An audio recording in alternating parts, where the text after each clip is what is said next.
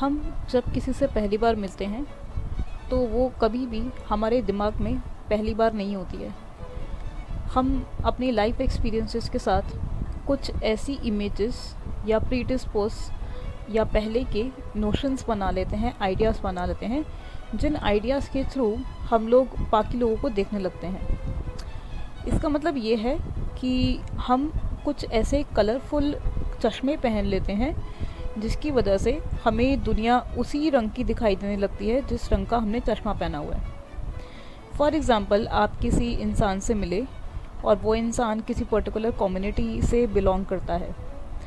आपका एक परसेप्शन है, आपका एक नज़रिया है उस कम्युनिटी को लेकर। हो सकता है वो नज़रिया बहुत ही अच्छा हो सकता है वो अच्छा ना हो।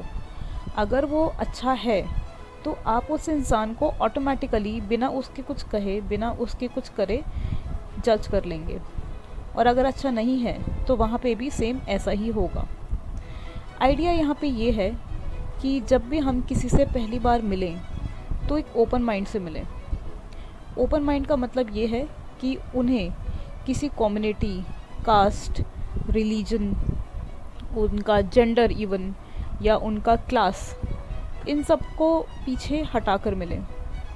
उससे क्या फ़ायदा होगा कि आपका जो माइंड होगा वो एक ब्लैंक स्लेट, खाली पेपर की तरह होगा, जहाँ पे आप उस नए इंसान की खुद ब खुद इमेज बनाना चाहेंगे और बना भी पाएंगे।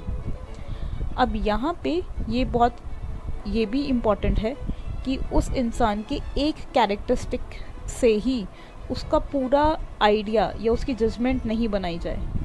फॉर एग्ज़ाम्पल, वो इंसान एक दिन जब आपसे पहली बार मिलता है तो बहुत ही अच्छे तरीके से तैयार होकर आया है। तो जब वो अच्छे तरीके से तैयार होकर आया है तो हो सकता है उसके कोट पैंट को देख के या उसकी सुंदर ड्रेस को देख के आप ये सोच लें कि ये इंसान बहुत ही सोफिस्टिकेटेड है। इसको हैलो इफ़ेक्ट बोलते हैं। हैलो इफ़ेक्ट का मतलब ये है कि कोई भी एक चीज़, एक कैरेक्टरिस्टिक को देख के आप उसकी पूरी की पूरी इमेज को ऑलरेडी जज कर लेते हैं। तो यहाँ पर इस चीज़ का भी ध्यान रखना ज़रूरी है। इन समरी यहाँ पे दो बातें कही गई हैं।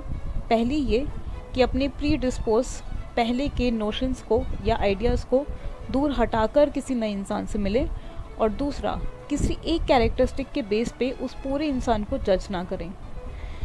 दोनों ही आइडियाज़ इस पॉइंट को हाईलाइट करते हैं कि आप जब भी किसी नए इंसान से मिलें एक ओपन माइंड, एक ओपन हार्ट से मिलें। धीरे धीरे उसको जानने की कोशिश करें और अपने आइडियाज़ को वैसे ही शेप करें अपनी इंटरैक्शंस के थ्रू।